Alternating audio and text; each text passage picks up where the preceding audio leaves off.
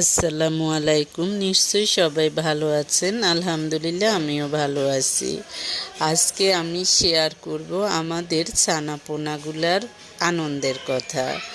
তাদের কি ভাগ্য ভালো, তারা ফুপির ননদের শ্বশুর বাড়িতে যেয়ে মজা করতেছে। তাদের এক একজনের মজা দেখলে আমার মনে হয় যে সেই ছোটবেলায় ফিরে যায়। তখন মনে থাকে না যে কে কিছু বলবে, কেউ কিছু বলবে বা কেউ পিছনে পরনিন্দা করবে, গীবত করবে বা খারাপ রটনা করবে, খারাপ কিছু বলবে, এই ধরনের কিছু মনে থাকে না। স্বাধীনভাবে হেসে খেলে দিন উপভোগ করা যায়। হ্যাঁ, এটা কিন্তু আসলেই সত্য কথা। যত ছোটবেলা ততই আনন্দের। এরপর হলো ছাত্রজীবন। সেখানে যে যত বেশি পরিশ্রম করবে কর্মজীবনে সে তত বেশি সফল হবে।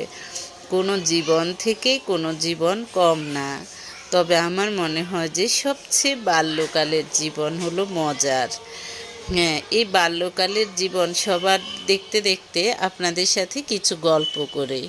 আমরা অনেকেই দেখা যায় যে স্বপ্নে দেখাকে নিয়ে অনেকেই অনেক ধরনের মন্তব্য করে।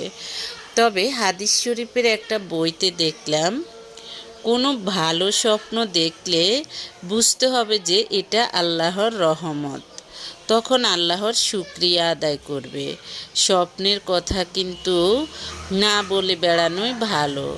আর যখন কোনো খারাপ স্বপ্ন দেখা হয় তখন বুঝতে হবে এটা শয়তানি অপশক্তির কাজ।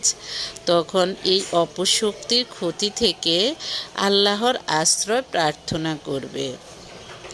আর খারাপ স্বপ্নের কথা কাউকে বলা উচিত না। তাহলে এই স্বপ্ন দেখা যায় যে কোনো না কোনোভাবে ক্ষতি করতে পারবে না। তাই মানুষকে বলে ভালো স্বপ্ন হলে শুকরিয়া আদায় করবেন, খারাপ স্বপ্ন হলেও আল্লাহর কাছে প্রার্থনা করবেন যাতে আপনার কোনো ক্ষতি না হয়। হাদিস শরীফের একটা বইতে দেখলাম, একজন বলল, আমি স্বপ্নে দেখলাম আমি আমার দুটি আঙ্গুল চুষছি। এক আঙ্গুলে ঘি, অপর আঙ্গুলে মধু ছিল। জেগে ওঠার পর আমি নবীজি সাল্লাল্লাহু আলাইহি সাল্লামকে স্বপ্নের বিবরণ দিলে তিনি বললেন, তুমি দুটি কিতাব পড়তে সক্ষম হবে, তাওরাত এবং কুরআন। শেষ পর্যন্ত তাই হয়েছিল।